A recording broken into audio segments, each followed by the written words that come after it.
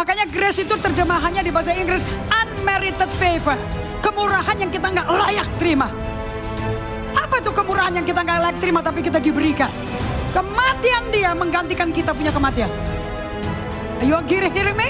Makanya tiap perjamuan suci ingat apa yang dia kerjakan buat kita.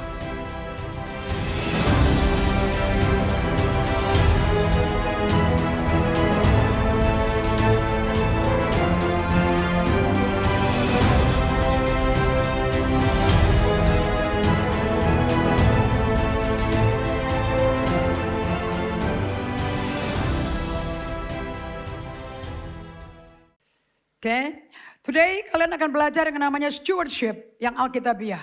Your life belongs to God. Hidupmu milik Allah dan bukan milik kamu sendiri. And fokus kepada firman semuanya.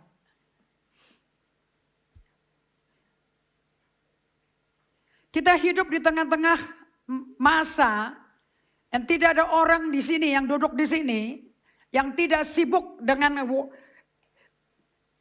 social medianya. Yang isinya semua nothing but money laundering, cuci uang, korupsi. Itu menjadi pembicaraan di bibir mulut daripada anak-anak Tuhan. Dan menjadi guyon dan menjadi ketawaan. Sementara kamu pun hidupnya tidak lebih baik dari mereka. Dan kenapa kok dunia ini sekarang ini selama ini penuh dengan keuangan, isu keuangan. Semua pejabat penegak keadilan, ternyata mereka sendiri yang melakukan itu. Suatu hari di Amerika Serikat, seorang daripada ahli apologetik di samping C.S. Lewis yang saya suka baca, namanya G.K. Chesterton, ditanya sama wartawan di interview, apa yang menyebabkan keuangan sangat mismanaged di negara kita dan di dunia semakin luas, penuh dengan mismanagement dari keuangan. Dan dari semua orang yang ditanya diam, ada satu yang menjawab namanya G.K. Chesterton. Dia seorang hamba Tuhan. Dan dia berkata, menjawab pertanyaan, ada apa dengan kondisi ekonomi di dunia saat ini? What's wrong with the world today? What's wrong with the world money, economy? Because di mana-mana uang disalahgunakan manajemennya. Dan ini semua kesalahannya orang lain. Selalu orang menunjuk orang lain. Itu kesalahannya ini kesalahannya ini. Koruptor semuanya. Dan padahal orang yang ngomong orang koruptor, you may be the one yang koruptor. Dan kenapa? And G.K. Chesterton berdiri dan berkata, Dear sir, kenapa semua dunia ini keuangannya mismanaged? Karena yang salah adalah I am. Saya yang salah. Kenapa dia ngomong I am? Karena dunia isinya adalah orang-orang seperti saya. Orang-orang berdosa. Yang kalau tidak menerima kasih karunia Tuhan. Dan tidak menerima pengampunan Allah. Gak mungkin bisa diselamatkan. Kalau bukan karena perjamuan suci ini. Mana mungkin kamu bisa mengakui bahwa kamu orang dibenarkan. Gak mungkin kamu bisa angkat tangan memuji Tuhan. Orang berdosa gak kaku memuji Tuhan.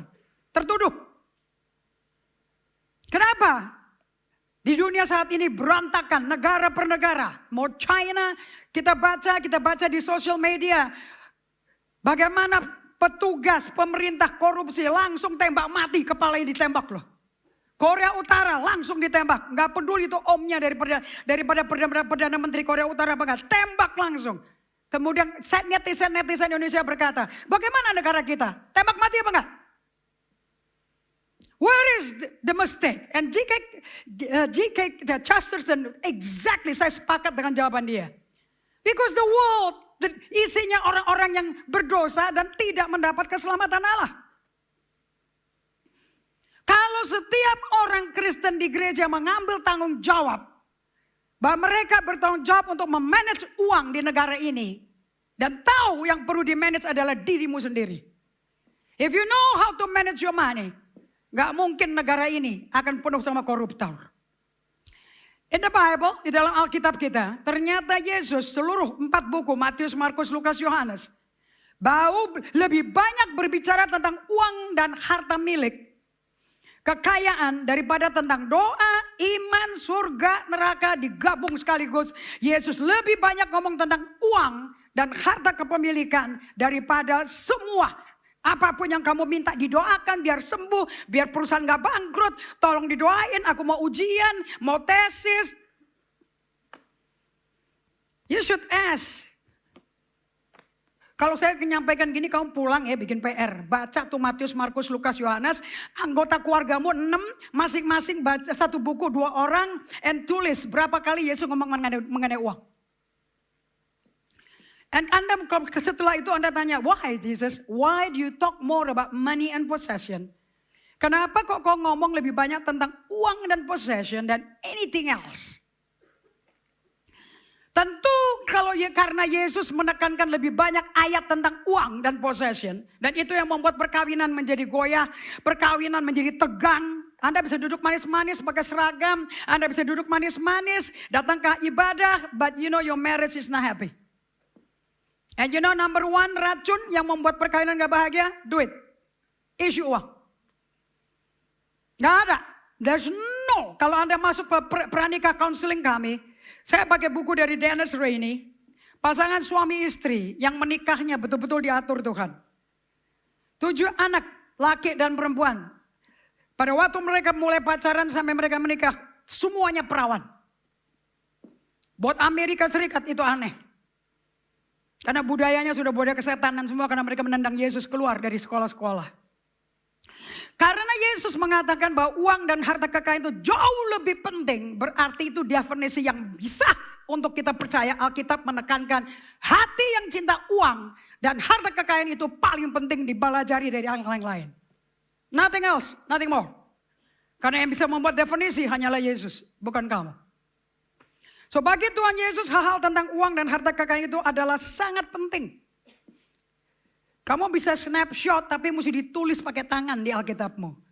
Ini konten Alkitab ini isinya mengenai uang dan harta kekayaan.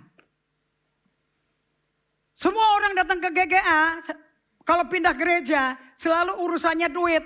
Problem gak ada kerjaan, problem gak ada uang, problem utang, pinjol. The next thing is kanker. The next thing is semua, you see. Saya belum datang orang kemari berkata, I want to know your Jesus. Hati-hati yang pindah-pindah gereja ya. Kamu tidak pindah dengan memindahkan problemmu ke tempat ini. You come here because I serve a God yang berubah hidup saya.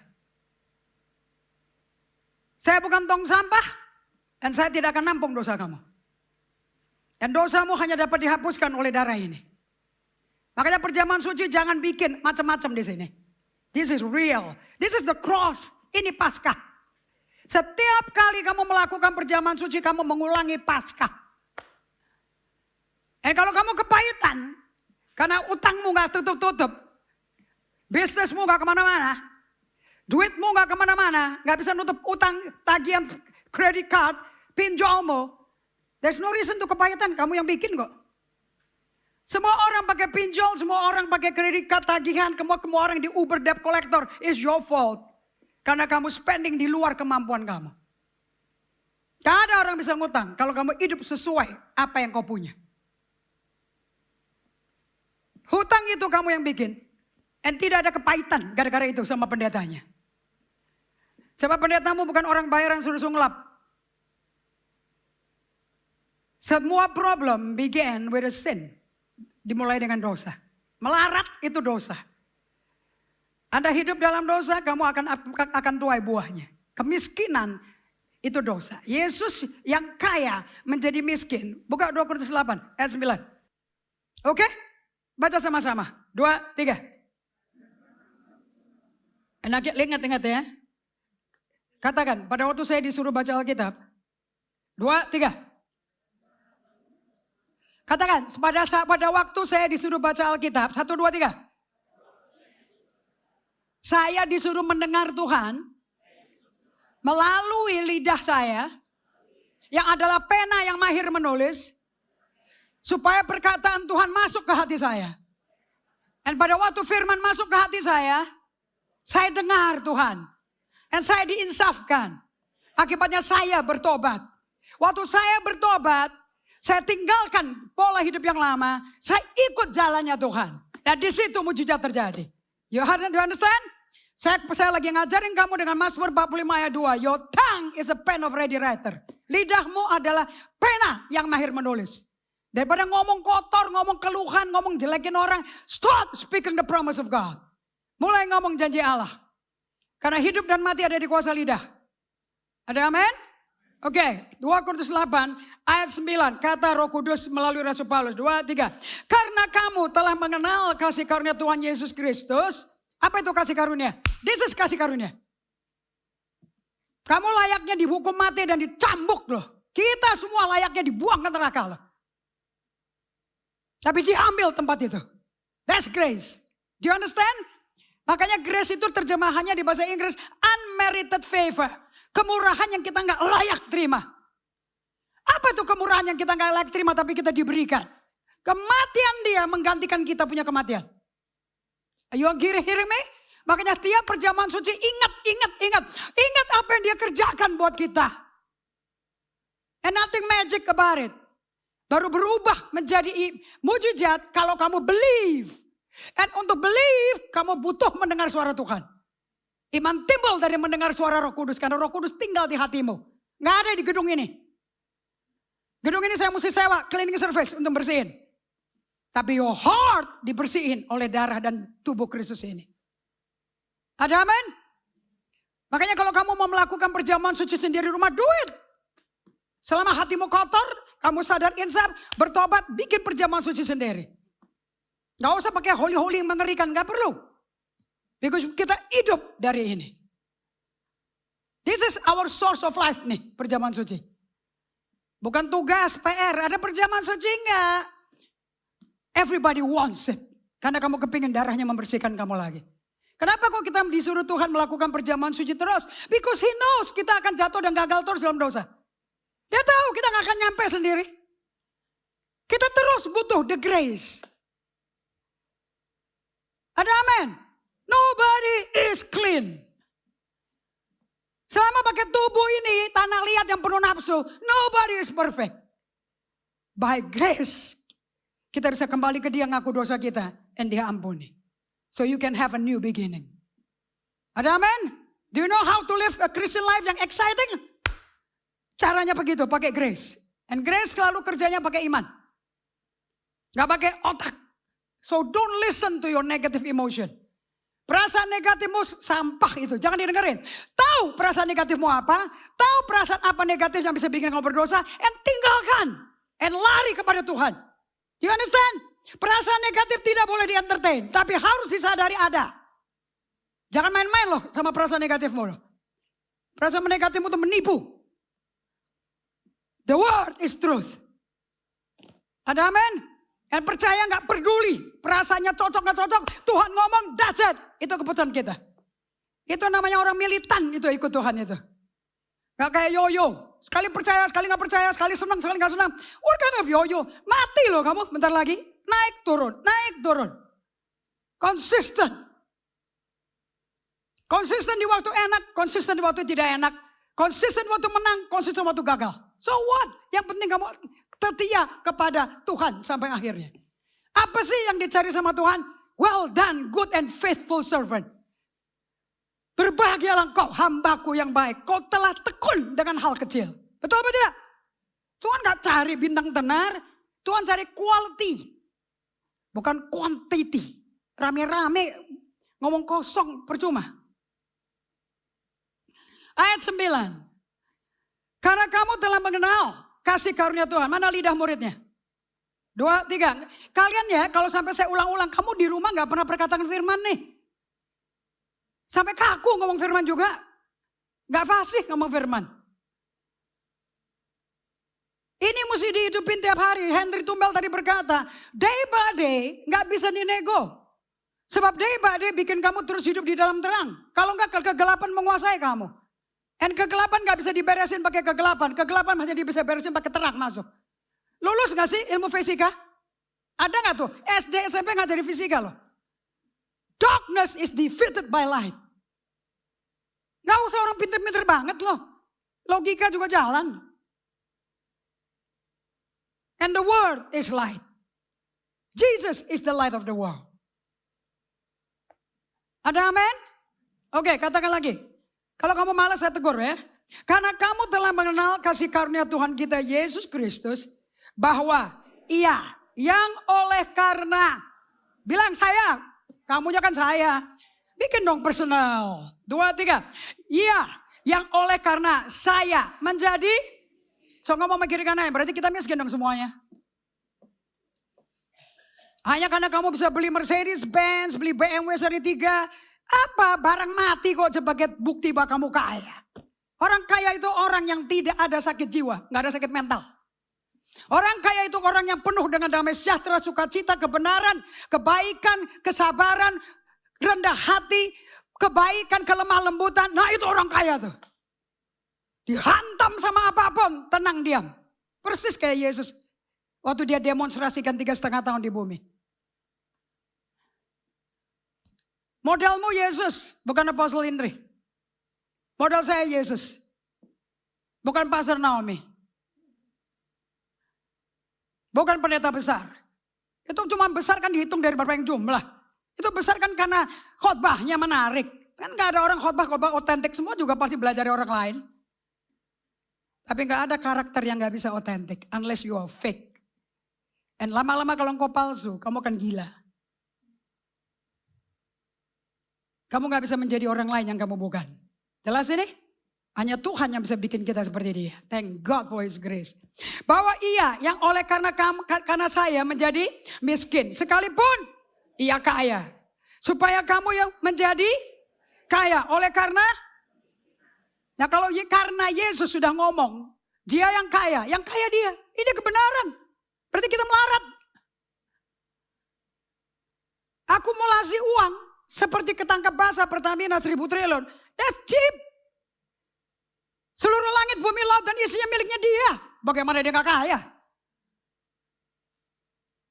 Itu kan penyalahgunaan hartanya Tuhan. Apakah minyak di laut miliknya Allah kita? So dia ambil 1.000 triliun apa? Itu cuma merubah rumus aja Pertalite ke Pertamax. Rampok gak itu? Kenapa kok negara kita semua penuh dengan problem ini? Why? Because the church fail. Orang yang dibenarkan, orang disucikan, orang diampuni, orang dikuduskan. Aku ciptaan baru dalam Kristus, aku orang dibenarkan. Haleluya, aku bebas. The same thing. Begitu masuk tentang duit, sama aja. Sama yang ada di dalam IG Reel, yang ada di TikTok, yang ada di Facebook. Podo bae. Let's study. Seluruh pengikut Kristus sepakat dan percaya. Sesuai firman Allah, sesuai 4 buku Injil. Bahwa tanggung jawab gereja Tuhan adalah untuk number 1. Markus 16 ayat 15. Pergilah ke seluruh dunia, beritakanlah Injil kepada segala makhluk. Pernah baca ayat ini? Right? Anda mau pergi? Tidak ada biaya? Is it possible? Anda tahu kenapa Anda diperkaya sama Tuhan? Kenapa saya diperkaya sama Tuhan? Beritakanlah Injil kepada segala makhluk. Dan Injil kerajaan ini akan diberitakan di seluruh dunia. Emangnya GGM mau duduk sini jadi gendrut? Kristen gembrot, malas, kolesterolan, asam trigliserid, sakit liver, sakit gemuk, jantung, koroner. Hey, you are not doing this. Kalau rohanimu sakit, jiwamu sakit, badanmu sakit. Dan Injil kerajaan ini akan diberitakan di seluruh dunia. Menjadi kesaksian bagi semua bangsa. Sesudah itu baru ketiba kesudahannya. So kapan Yesus datang kedua kali? Tergantung siapa? Tergantung gerejanya semua. Pergi ke seluruh dunia menjadi saksi Yesus, yes or no? Atau foto-foto di Times Square. Oh aku ke Australia. Oh aku ke LA. Oh aku ke San Francisco Bridge. Oh aku ada di Toronto Niagara Falls. Posting. Is that what it is for? Anda dikasih duit sama Tuhan buat itu? Standar kalian, kenapa kamu lama sekali jadi bayi rohani? Because you don't understand the word. Kamu gak pernah mau baca apa kata Tuhan. Kamu baca apa kata dunia.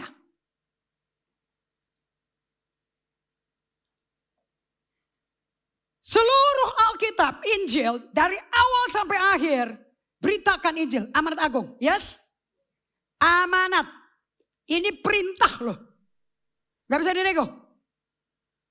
Jangan ngaku Yesus Tuhan, jangan ngaku Yesus Raja. Perintahnya aja diabaikan. Dan kemudian dia perintahkan, berikan, tolong orang-orang miskin, janda-janda menderita, yatim piatu, orang-orang miskin, help them. Baca sama-sama, Matius 25, ayat 31-40. Tulis, kamu kalau nulis di catatan kayak gini nih, ya di buku. Kamu tulis, Tuhan suruh saya memberitakan Injil ke seluruh dunia.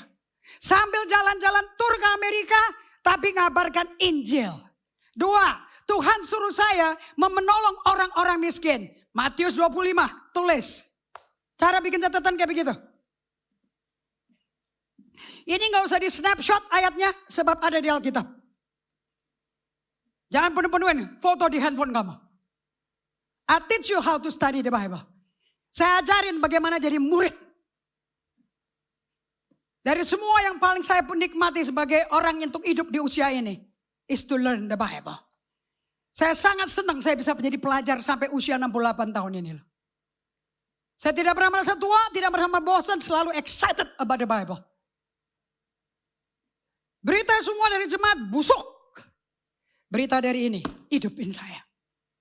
Kalau kita waras, kita pilih yang hidupin saya dong. Betul apa tidak? Ngapain gosip berita busuk dibagi-bagiin?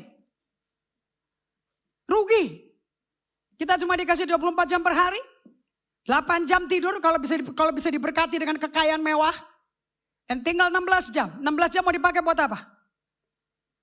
Follow orang yang kamu gak kenal.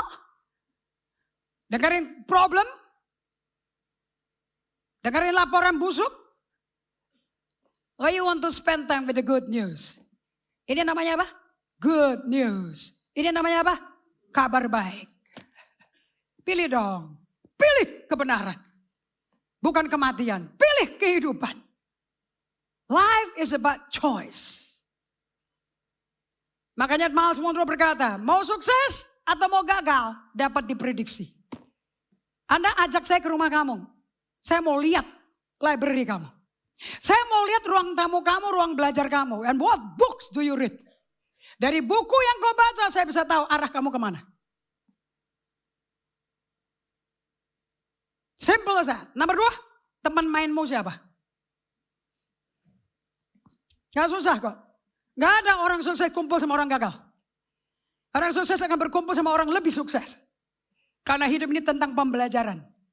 Bukan tentang copy paste. You want to copy paste Yesus. You got it? Buku bukan buat ditumpuk. Dibeli. Saya masuk ke rumah jemaat.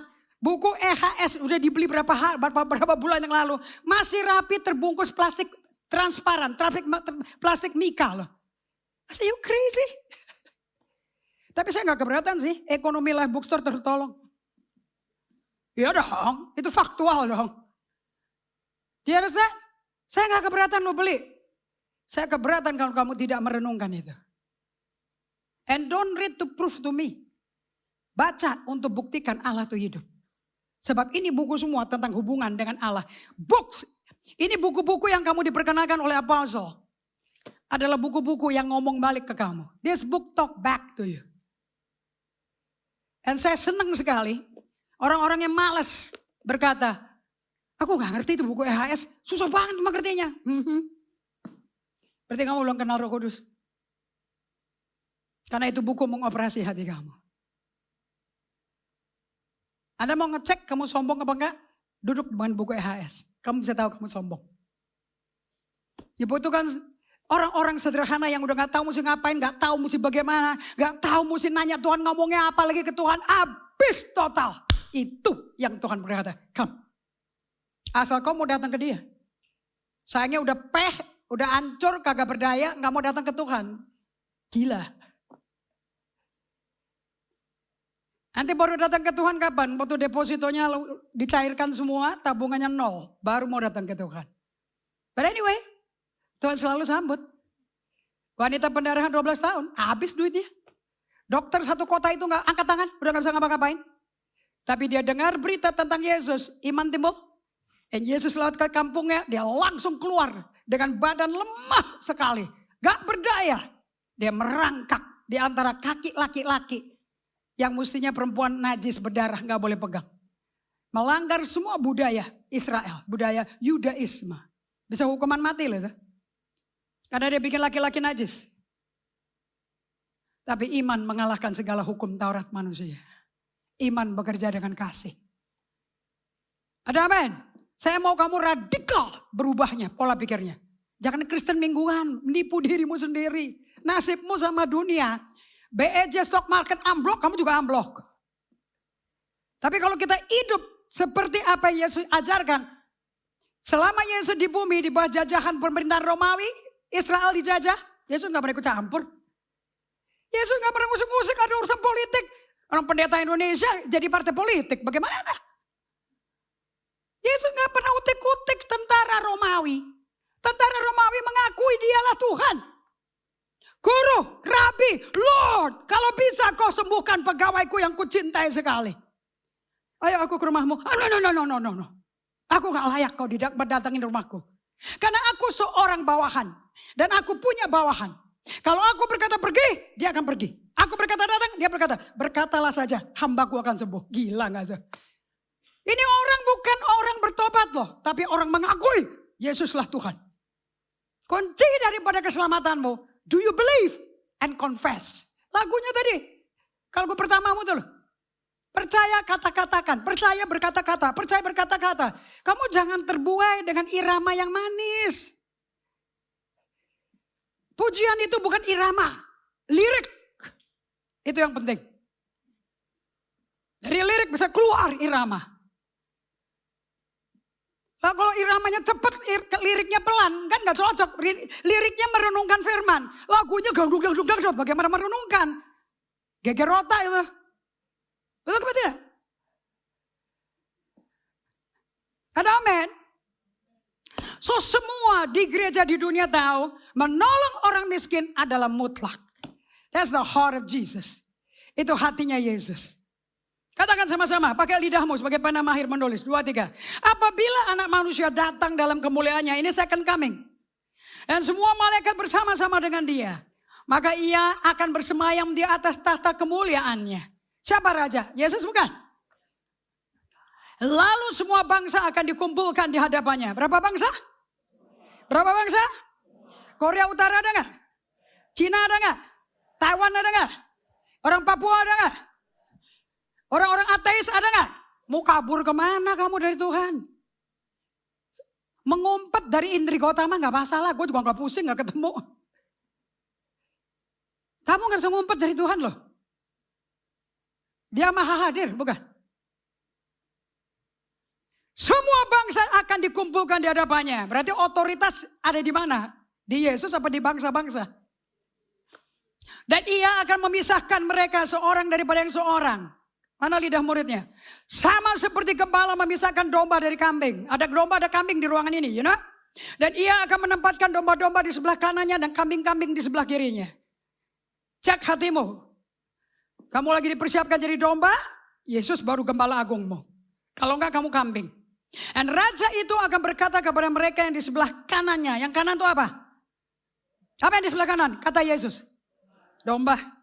Mari. Hai kamu yang diberkati oleh Bapakku. Siapa itu domba? Orang-orang yang diberkati Bapaknya. Terimalah kerajaan yang telah disediakan bagimu sejak dunia So saya mau tanya, dari bisnisnya Yesus bikin planet bumi dari awal buat apa? Buat apa? Itu dia udah ngomong. Buat apa dia bikin bumi? In the beginning. Sejak dunia dijadikan. Dia yang ada di otak dia siapa? You. You, me. And the kingdom yang dia mau kasih ke kita. Baru sesuai dengan doanya dia. Kamu sih tanya, kenapa sih? Waktu muridmu nanya bagaimana berdoa. Why did you say? Ngomongnya kayak gini. Bapak kami di surga. Bukan bapakku loh, bapak kami. So many people.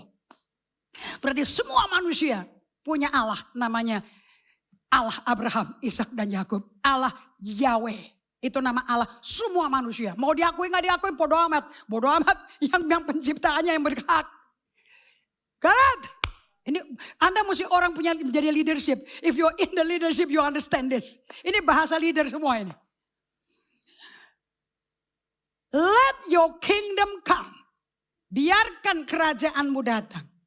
And your will be done. On earth, di bumi, seperti di surga. Before. Terimalah kerajaan yang telah disediakan bagimu sudah sejak dunia dijadikan. Jadi begitu Anda lahir baru bertobat, yang Anda terima, the joy of the Lord is the kingdom.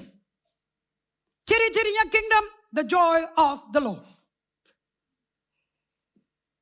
Love, peace, joy, itu ciri-ciri kingdom. Tapi kalau kamu hidup di dalam kingdom, dikasih kingdom, tapi hidupmu seperti orang sengsara kayak orang di dunia, you are not in the kingdom. You kick the kingdom out. Dijamin 100% atas firman. You choose untuk menjadi orang sengsara. Penderitaan dan kesakitan itu bisa Tuhan bikin untuk dilewati saja, bukan dihidupin. You understand? Walaupun aku melewati lembah kekelaman, kau besertaku, takkan goyah aku. Si Daud itu ngelewat apa parkir atau berkemah di situ? Kita pasti ngelewat. Nggak mungkin enggak. Tapi ada penderitaan yang kamu bikin sendiri. Dan kalau kamu bikin sendiri, jangan datang pakai air mata. Because the Bible is the solution. Jalan keluarnya adalah Alkitab. Di tengah masalah, kalau kamu stres sampai kamu nangis, because you don't know the Bible. Hanya orang yang gak tahu solusi, pasti stres. Yesuslah solusinya. Majority orang yang saya layani, don't know the Bible. Makanya kalau kamu dituntun sama Apostle, pasti saya buka Alkitab. Open the Bible. Saya gak peduli perasaanmu, saya peduli apa perasaan Tuhan. Karena firman yang kau ketahui, firman itu akan memerdekakan kamu. Not your emotion. Mesti hafal luar kepala, Yohanes 8 ayat 32. Ada amin? Apalagi statusnya ketua-ketua sel fasilitator. You got to know the Bible. Amin? Lanjut. Sebab ketika, 2, 3. Sebab ketika aku lapar, kamu memberi aku makan. Ketika aku haus, kamu memberi aku minum. Ketika aku seorang asing, kamu memberi aku tumpangan. Ketika aku telanjang bulat, kamu memberi aku pakaian. Ketika aku sakit, kamu melawat aku. Ketika aku dalam penjara, kamu mengunjungi aku. Maka orang-orang benar itu akan menjawab dia. Katanya, Tuhan, bila mana kami melihat engkau lapar dan kami beri engkau makan. Atau haus dan kami memberi engkau minum. Bila manakah kami melihat engkau sebagai orang asing dan kami memberi engkau tumpangan. Atau telanjang dan kami memberi engkau pakaian. Bila manakah kami melihat engkau sakit atau dalam penjara dan kami mengunjungi engkau. Dan raja itu akan menjawab mereka. Aku berkata kepadamu. Sesungguhnya segala sesuatu yang kamu lakukan untuk salah seorang dari saudaraku yang paling. Gak punya rumah, gak punya kerjaan, gak punya pendidikan. Poor, poverty stricken. Tuh jembel tuh di depan Kuningan Place tuh. Kamu mau kasih dia makan? Kamu mau kasih dia uang? Lepas jaketmu kamu kasih ke dia. Yesus berkata, kamu udah lakukannya ke aku. You have obey me. Apa sih? Mana khotbah? Ini mah bukan khotbah. Jangan kagum sama mimbar. Cari hamba Tuhan, gembala yang mau kerja kotor tuh. Kagum kok sama panggung, buat apa? Lihat orang di depanmu miskin kagak disentuh. Yakobus, Rasul Yakobus, saudara kembar kakaknya daripada Yohanes, pembawa guru waktu orang Samaria gak mau percaya Yesus. Pembawa api anak-anak guru. Dan dia berkata seperti ini setelah bertobat.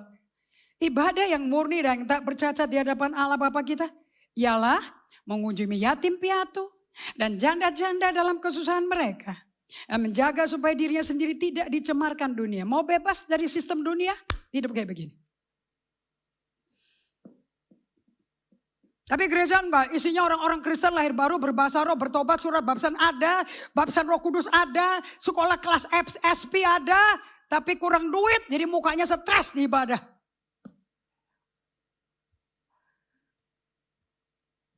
Sedikit yang kau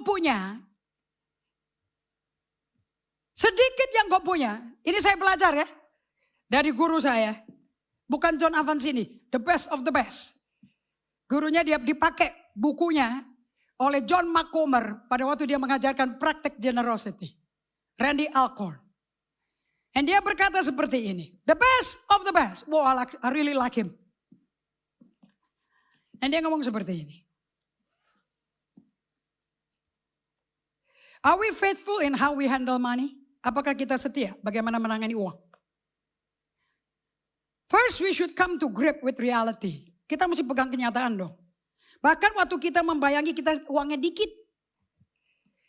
Sebetulnya kita memiliki uang yang kita pakai lebih dari cukup. Sekarang semua anak SD, SMP, minimum Xiaomi. Minimum Oppo. Saya tanya anak-anak youth di GGA. Itu HP-nya mereka apa tuh? Wah, kalau pakai iPhone kaya sekali orang tuamu. Xiaomi, Oppo, I think Xiaomi kebanyakan.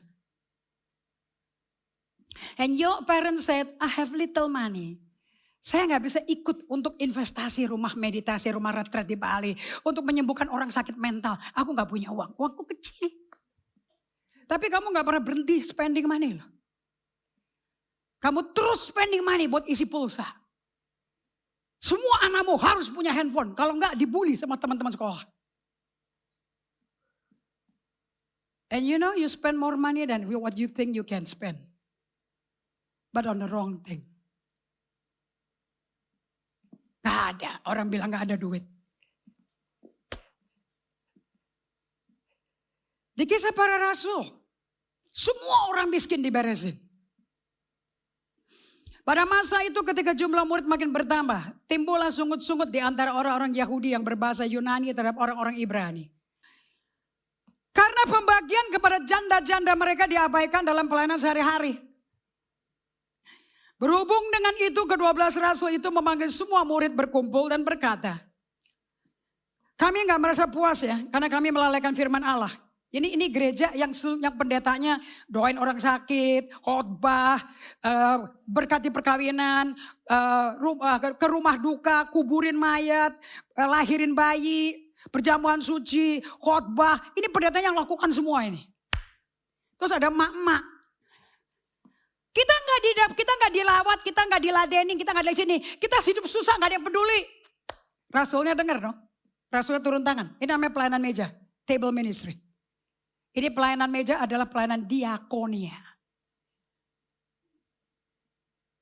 Dan Rasulnya berkata, kita mesti pilih orang-orang menjadi diaken. Diaken itu pelayan meja. Kalau sesuai Kisah Para Rasul, ini diaken nih. 7 orang dipilih. Syaratnya bukan mau melayani orang susah. 1, harus sudah bertobat. 2, hidup menjadi contoh bagi keluarga dan tetangganya. Itu diaken loh tuh, bukan pendeta loh itu. 3, dihormati oleh anak dan istrinya. Alias kelakuan di rumah sama di luar sama. 4, hidup di dalam iman Injil Yesus Kristus. Suruh mereka dan semua harus dipenuhi Roh Kudus. Salah satu dari 7 orang yang dipilih namanya Stefanus yang mati sebagai martir. Anda bisa awal jadi diaken, akhirnya menjadi martir rasul yang luar biasa. You don't have to be stuck in a position. Jabatan kok dipegangin, kalau gak dipegang dilepas. Panggilan gak bisa dilepas-lepas bro. Kita dipanggil untuk melayani. Dan kalau kamu tunggu tugas, kamu tunggu gaji tuh. Melayani gak ada gaji. Melayani membentuk karakter kamu. So, seluruh Alkitab kita isinya melayani orang miskin dan memberitakan Injil, kabar baik. Yes? Semua itu butuh duit? Of course. So, saya mau tutup dan mau awali pelajaran hari ini Namanya perkenalan dengan pengajaran Stewardship 101. Basic Stewardship. GGA dibangun atas dasar ini. Sebelum ada GGA ada Maria Magdalena. Saya ngajar ke seluruh gereja-gereja di Indonesia. JKI, GBI, GSJA, Stewardship. Makanya di tempat ini kamu dengar persepuluhan, kamu dengar buah sulung, kamu dengar persembahan kasih, kamu dengar persembahan sedekah, kamu dengar persembahan bagi janda-janda miskin. Because we live dari hukum tabur dan tuai. Ternyata Yesus ngajarin pada kita 100%. Bagaimana sikapmu, your attitude and your action, sikap dan tindakanmu dengan uang dan harta kekayaanmu 100% menentukan apakah rohanimu murni pertobatannya dan apakah rohanimu bertumbuh murni.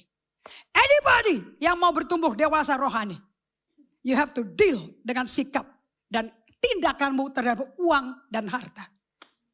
Let's see apa yang Yesus ngomong.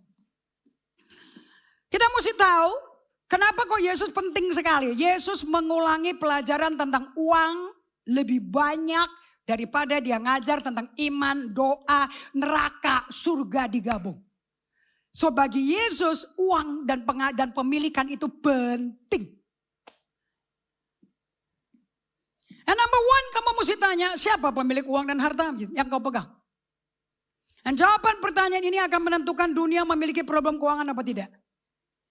Mau Indonesia bebas dari korupsi? Dimulai dari GGA. Di sini ada 600 orang, 250 orang, satu aja.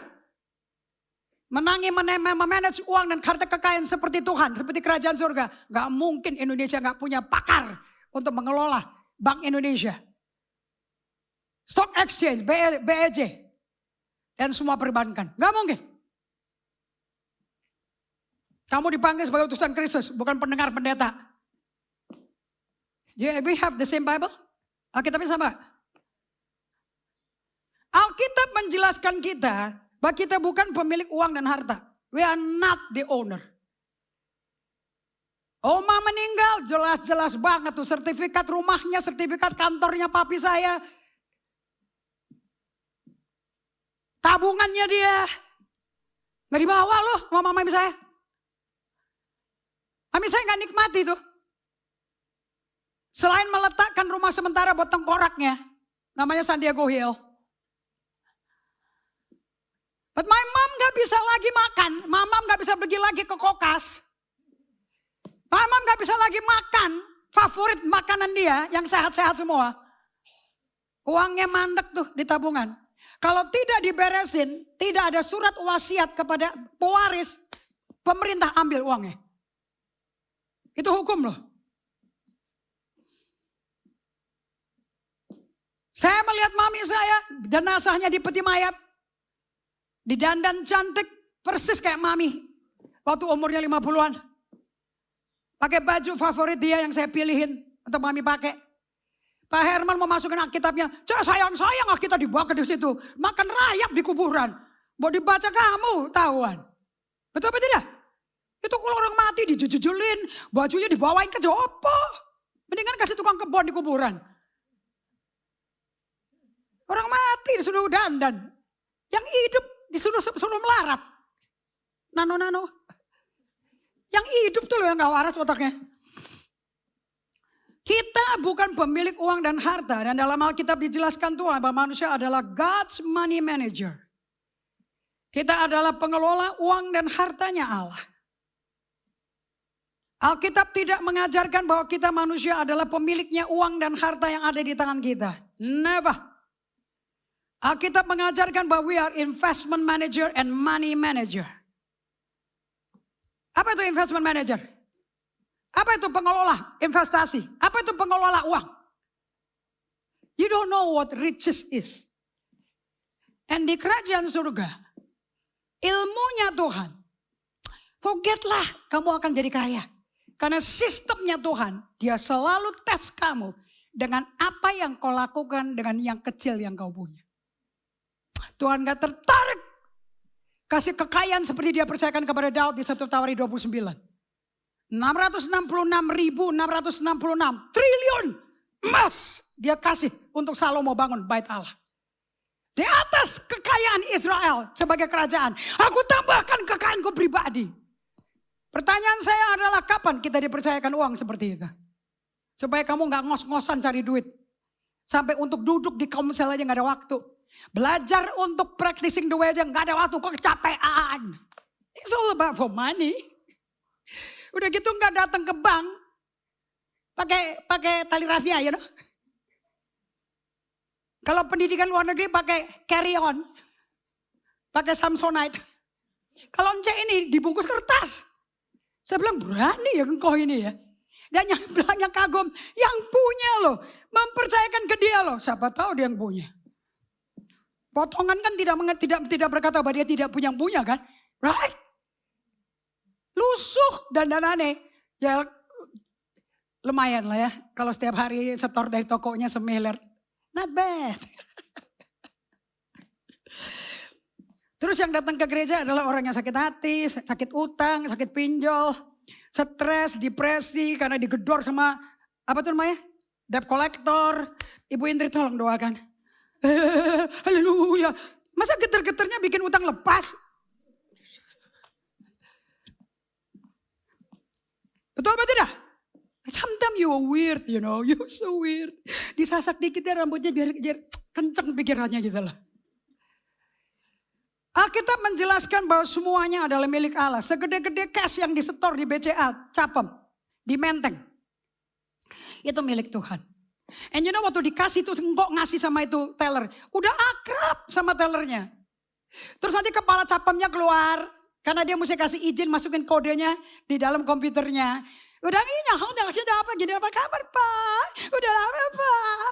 Gila ramah sekali ya. Apakah anak setor 1 miliar? Apakah anak setor tiap hari ya? Anda juga bisa setor tiap hari 1 juta kan? Itu juga setiap hari kan? Tapi kalau 1 miliar tentengannya 2,5 meter. Pasti satu bank kenal dia you know. Pernah gak kamu ke bank gak ada yang kenal sama kamu? Dan siapa aja gak nyapa sama kamu? Tuhan tolong. Kalau engkau mau dikenal Tuhan, Anda mesti akui Allah pemiliknya. Dan kita manusia hanyalah pengurusnya. Kita baca apa kata Tuhan. Ini mesti dibor di otak kita ini. Mazmur 24 ayat 1. Pemazmur Roh Kudus bekerja menyatakan ini. 2, 3. Tuhanlah yang empunya bumi serta segala isinya. Dan dunia serta yang diam. Kepada Imamat di buku Imamat 25. Tuhan berkata kita cuma numpang di tanahnya dia. Kuningan plus walaupun kita bayar lunas. Ini milik Allah. Makanya lo bayar PBB. Tanah jangan dijual mutlak. Menarik kan? Dijual tapi gak mutlak. Anda pernah beli tanah HGB? Itu kan mesti diperbarui terus tuh. Berarti miliknya bukan kamu loh. Karena akulah pemilik tanah itu. Yang mutlak. Authentic owner. Sedang kamu adalah orang asing dan pendatang bagiku. Ya, cuma orang lewat. Makanya hidup 80 tahun bisa mati. Udah ditinggal tanahnya bukan? Hagai 2 ayat 8. Ini untuk menjelaskan kamu tuh bukan pemilik. Aku akan menggoncangkan segala bangsa. Sehingga barang yang indah-indah yang kamu beli, kepunyaan segala bangsa datang mengalir. Katakan mengalir. Suka dengar lagu itu kan? Mengalir bersamamu. Apa yang dialirin? Kalau ini barang-barang indah bro. Ini emas balok 75 gram. Balok 85 gram. Balok silver. Balok emas. Saya gak tahu kamu dialirin apa kalau dinyanyi lagu itu. Mengalir bersamamu dialirin apa? Iler. Maka aku akan memenuhi rumahku dengan kemegahan firman Tuhan semesta alam.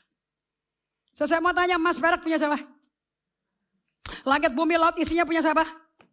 Jaringan internet itu medianya punya siapa? Imamat 25:55 karena padakulah orang Israel menjadi hamba. Berarti bosnya siapa? Tuhan bukan? Mereka itu hambaku yang kubawa keluar dari tanah Mesir. Akulah Tuhan Allahmu. Itu ownership itu.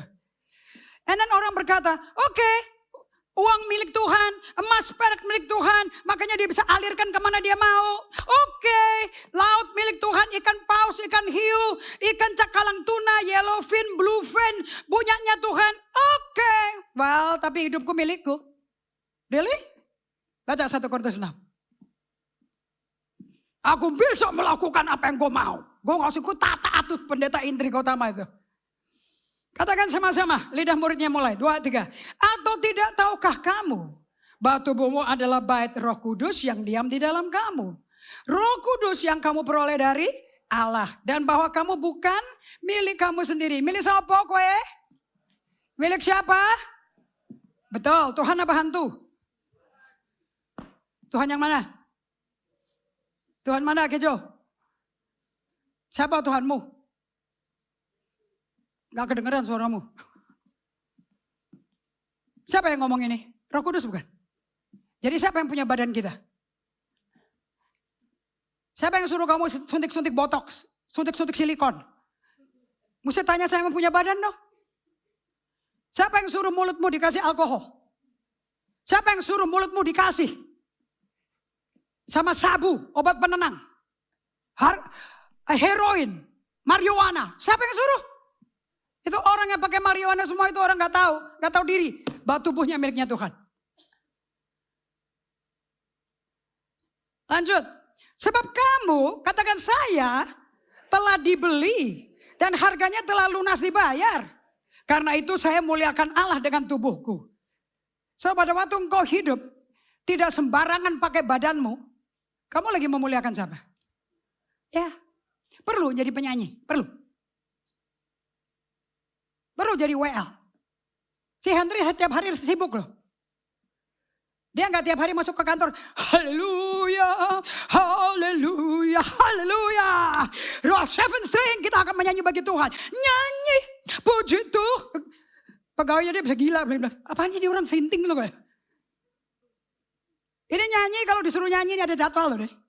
Tapi kita semua yang bernapas biarlah kau memuji Tuhan. And muji Tuhan tidak perlu pakai nyanyi. Pakai the right attitude and the right action. Which action and attitude about money? God owns everything. And I am his money manager. Semua orang yang kerja di bank, kerja di fund management. Anaknya Pak Herman tuh loh, kerja di fund management tuh. Mantunya di fund management tuh. Satu-satunya membuat mereka diterima dalam perusahaan yang sangat internasional, bonafit. Kimberly waktu pertama kali dapat kerjaan. Is it JP Morgan or is it Merrill Lynch? Gak dengar saya. Gak dengar apa? Morgan Stanley. 4.000 kandidat.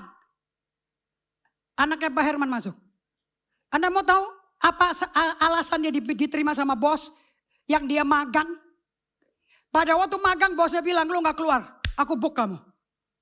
So dia gak usah hire, dia gak usah interview kerjaan. And the reason why she got the position, cuma satu. Konduitmu bagus. Integritasmu bagus. Karaktermu bagus. You may have all the knowledge, but you're a crook. Kamu bisa punya pendidikan keuangan, finance, summa cum laude. Tapi hatimu pencuri, hatimu jahat, tukang nipu, gak akan dapat jabatan, gak akan ditawarin kerjaan. Character is above skill and talent. Bapaknya gak punya apa-apa, anak bisa kerja. Dan gak tergantung sama bapaknya.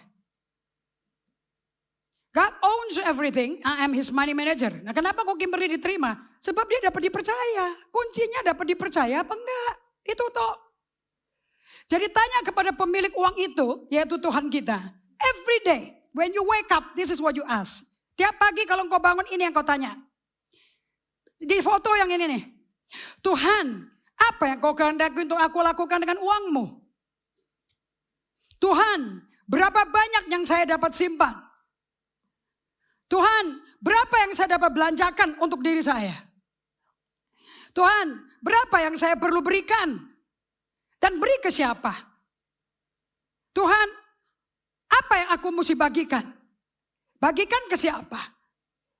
Berapa besar? Apa yang saya harus berikan hari ini? Beri ke siapa? Ke organisasi mana? Ministry mana? Gereja mana? Tuhan, atur langkah hidupku. Ini doa nih. If you don't know how to manage like this, saya jamin Tuhan gak bisa percayakan kamu. Kamu jadi budak di kantor orang, tapi tidak pernah menikmati hidup. Nikmati hidup hanya dari Tuhan Yesus, bukan dari kantormu. Sebab apa? Kenapa kok kita mesti nanya begini? Because yang dicari kepercayaan. Kita baca 1 Korintus 4 sebagai penutup yuk. Yang akhirnya, 2, 3. Yang akhirnya dituntut dari pelayan-pelayan yang demikian ialah bahwa mereka ternyata dapat dipercayai. Ini kata-kata yang meledak di hati saya waktu saya di pelayanan di Manado, di Sulawesi Utara, di Sangerta Laut. Waktu saya mendapat persembahan 8 juta, 10 juta dari totalitas pelayanan seminggu. Di pesawat saya di Garuda, saya nangis di WC. Karena kirimnya tuh pakai amplop gede-gede. Kan susah nentengnya kan, sekalipun enteng. Tapi bulky, you know. Dan saya hitung di WC, I got 8 million. Dan perkataan yang keluar mendadak, nunduk spontan. Thank you Lord, kau bisa percayakan aku. Itu yang keluar, bukan jumlahnya. Saya pemegang proyek 15 miliar per kuartal. Apa artinya 8 juta? That God can trust me. That's beyond everything. Karena saya tahu khotbah saya nggak sempurna. Saya tahu hidup saya belum sempurna. Ya Tuhan sediakan kebutuhanku. Tiket PP Jakarta Manado mahal sekali. Apalagi bulan Natal. Mahalnya gak keruan. Lebih murah ke Singapura daripada ke Manado tahu. And God provide me. Belum ada MMM waktu itu. Belum ada MK. If you are not trustworthy. Susah untuk kamu bisa kaya. Kaya itu tergantung trust dari Tuhan. Moreover, it is required in stewards that one be found faithful. Pelayan di bahasa Indonesia, di bahasa aslinya steward. Si engkau yang nyetor 1 miliar, pakai kaos oblong, sendal nabi, sama capemnya. Saya mau tanya, ini orang kepercayaan bosnya gak? Gak pernah ada yang hilang loh uangnya loh. Selalu 1 miliar bosnya kirim. 1 miliar diantar, 1 miliar muncul. Telah diterima, setor, deposit masuk. Saya mau tanya, sekarang si bukan si engkau. Si pegawai BCA. Itu tiap hari mereka minimum menerima minimum 100 miliar. Setoran-setoran orang. Tiap pagi mereka senyum. Mereka udah kerja 12 tahun, 15 tahun. Kenapa? Karena akumulasi jumlah yang diperoleh? Atau karena dapat dipercaya? Bahwa uang setoran tidak pernah hilang. Apakah dia akan meningkat? Dari pegawai menjadi asisten manajer? Dari asisten manajer menjadi manajer capap? 1 hari jadi kepala capap, berarti dia punya karir, akan pindah gak ke kantor pusat BCA? Of course dong. Dari Capem Menteng dia akan pindah Menara Karya dia akan pindah ke Sudirman. Karir jenjangnya akan meningkat. Apa modalnya? Dapat dipercaya. Hati-hati sama nego-nego. Kenapa kok dapat dipercaya itu penting sekali? Because baik Apostle Indri maupun kalian semua, we all gonna be sitting in the seat of judgment. Sebab kita semua harus menghadap tahta pengadilan Kristus. Supaya setiap orang memperoleh apa yang patut diterimanya. Sesuai dengan apa yang dilakukannya dalam hidup ini, baik jahat maupun baik. Gak pendeta, gak kamu, kita akan duduk di kursi penghakiman. Kita akan berhadapan dengan Tuhan yang penuh kasih karunia yang meminta akuntabilitas. Bagaimana kita mengelola segalanya. Lihat kemari sebentar sebagai contoh. Kalau kamu kasih uang ke anakmu suruh beli telur ayam. Nangkep ya? Kadang-kadang mami-mami mau masak, ya telurnya habis, perkedel nggak jadi. Terus anaknya disuruh beli telur. Kalau di rumah kita ujung Rasa Mala, temanku dari SD, orang tuanya jualan telur. Karena setia dapat dipercaya. Dari rumah kecil di belakang itu namanya rumah apa tuh namanya tuh? Apa sih istilahnya bahasa Belanda itu? Pavilion kecil, tahu nggak rumah depannya? Rasa Mala itu menteng lingkar 1 ya. Seluruh rumah dia miliki sekarang. Karena setia jual telur. Mamiku sampai meninggal. Ex jemaat GGA. Yang orang yang kakeknya tetangga kita di depannya rumah kita. Tantenya tukang pinjam uang. Dia berkata, itu Tante Cora toh yang suka jual telur. Waktu saya dengar itu di rumah duka, saya terharu dan saya bersyukur. Thank God man. Mamiku punya reputasi orang yang setia. Bahkan telur pun dia jualin sampai titik napas terakhir loh. Reputasi lebih penting daripada berapa kekayaan kamu tumpuk. Dan saya nggak malu. Mami saya penjual telur ayam. Dan penjual besek-besek isinya tauco. Sampai titik napas terakhir. Keluarga kita nggak ngutang. Keluarga kita hidup apa adanya.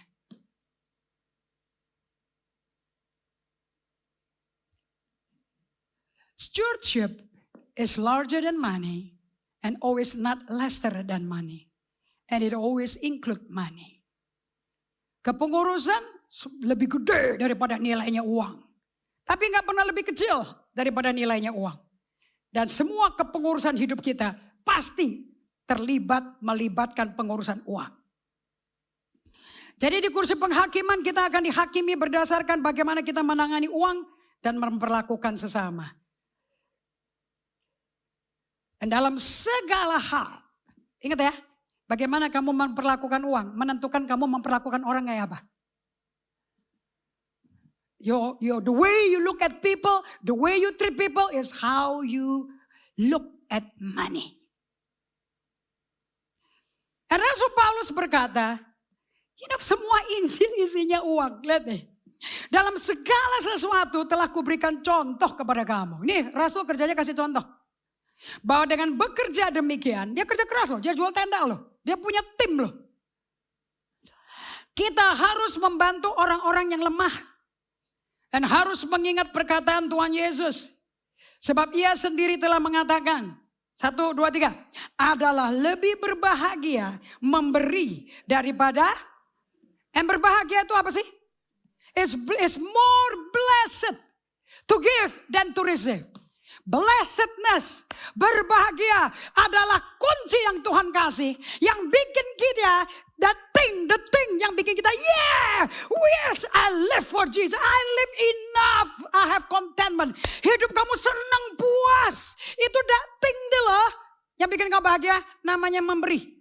Bukan nagih. Kamu orang yang gak bahagia, because you don't give. Aku cuma punya uang sedikit. Aku cuma punya ini. Aku cuma begini. Please lah. You're spiritually dead. Rohanimu mati. So, dengan kata lain, Paulus mengajarkan ada hubungan langsung bagaimana seseorang menangani uang dan harta kekayaan yang dimiliki dengan kehidupan rohaninya. Betul apa tidak? Bukankah khotbah Yesus, blessed are those who are poor, blessed are those who are grieving, blessed are you who are peacemaker, betul apa tidak? Blessed. Ini bagaimana dia berkata? Because you are a giver, a generous giver. Pemberi yang luar biasa. Nah, bagaimana pengertian kita akan bagaimana kita mengelola uangnya Tuhan, itulah perjalanan rohani. There is a connection. How you are handling money and possession. Dealing with your attitude and your action. With your walk with Christ. Anda gak mungkin bisa profetik. Anda gak mungkin bisa ada urapan. Anda gak mungkin bisa hidup menjadi pembawa Injil yang memerdekakan orang. Until you deal with money. According to what God says. Oke? Sebelum kita memberi. Lukas 3, kita lihat nih, menarik sekali. Yohanes Pembaptis ditantang, dia mendeklarasikan firman. Dan orang-orang yang dengar khotbahnya dia bertanya, gimana dong aku punya buah pertobatan? Sebab dia berkata, kamu keturunan ular buludak. Siapa yang mengatakan bahwa kamu bisa melarikan diri murka yang akan datang? Jadi hasilkan buah-buah yang sesuai dengan pertobatan. Jadi pertobatan ada buahnya ya. Dan jangan kau berpikir dalam hatimu, Abraham bapak kami kok. Karena aku, kata Yesus berkata kepadamu, Allah bisa menjadikan anak bagi Abraham dari batu kok. Kapak sudah tersedia pada akar pohon. Setiap pohon yang tidak menghasilkan buah yang baik akan ditebang, dibuang dalam api. Dan orang banyak bertanya kepadanya, jika demikian apa yang harus kami perbuat? Jadi mereka tanya kan, supaya gak dibuang ke api gimana kan? Betul kan? Mereka tanya bagaimana ada buah pertobatan. Betul apa tidak? That's the question, right? And lihat jawabannya.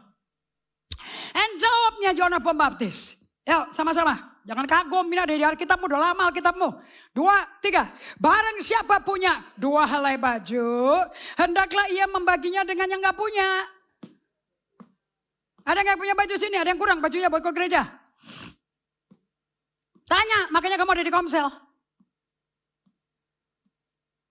Jangan fashion show sendiri. Bertampilan cantik tapi gak peduli orang buat apa. Amazing ya? Mau punya pertobatan dan buah pertobatan berhubungan dengan harta. Ya apa tidak? Mana hubungannya supaya bertobat kok pakai baju dibagi-bagi?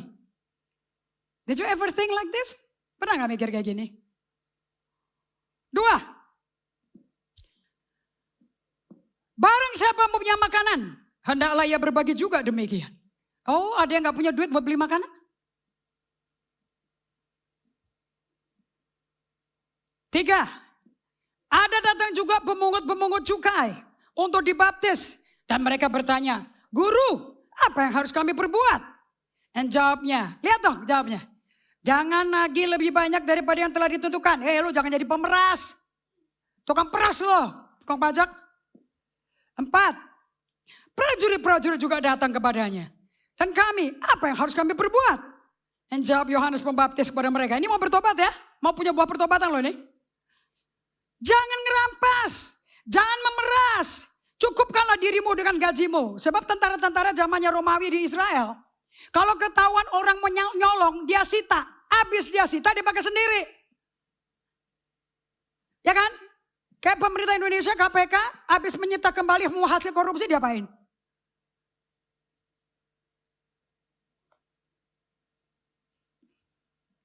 Jangan kok begitu. So Yohanes Pembaptis mengajarkan 6 hal tentang sikap yang ditransformasi dan tindakan yang berubah tentang uang dan kepemilikan. Pertobatan yang murni dan berbuah berurusan dengan hati dan sikap dan tindakanmu yang ditransformasi yang tentang uang dan kepemilikan. So, apakah orang Israel datang ke Yohanes Pembaptis? Saya singkatin JB, oke? Yohanes Pembaptis untuk konsultasi tentang uang dan kepemilikan? Apakah tujuannya mereka mau konsultasi tentang duit? Tentang ekonomi? None at all. Amazing gak tuh? Right? So today, people of God, saya mau tanya, tiap kali kamu lagi datang ke gereja dan ditutup dengan persembahan khusus, kamu lagi diapain tuh? Kira-kira kamu lagi ngapain? Kira-kira kamu lagi ngapain? Setiap kali kamu datang ke ibadah hari Minggu tuh. Kamu memberi, kamu lagi diapain? Tuhan lagi ngapain sama kamu? Lagi dites gak hatimu? Bisa kelihatan gak bagaimana kau kelola uang? Bisa kaget gak apostle kalau kamu gak rohani? Gak akan kaget. Sebab itu dari memberimu, kelihatan itu uangmu. By the way, selama itu uangmu, kamu gak usah. Tidak perlu perpuluhan. Tidak perlu persembahan buah sulung. Tidak perlu persembahan sukarela. No need. Ini hanya untuk, buka Filipi 3:7, untuk orang-orang ini. Filipi 3:7. So, pada waktu kalian memberi, what are you doing? Kisah Rasul 20:35, Allah berfirman, satu-satunya yang membuat Anda bahagia adalah waktu kamu memberi, bukan menerima. So let's give with joy, bukan dengan sedih. Dan selama itu milikmu, jangan dikasih. Tapi kalau engkau milik Tuhan hidupnya, dan seluruh uang dan semua hartamu milik Tuhan, you will obey Him.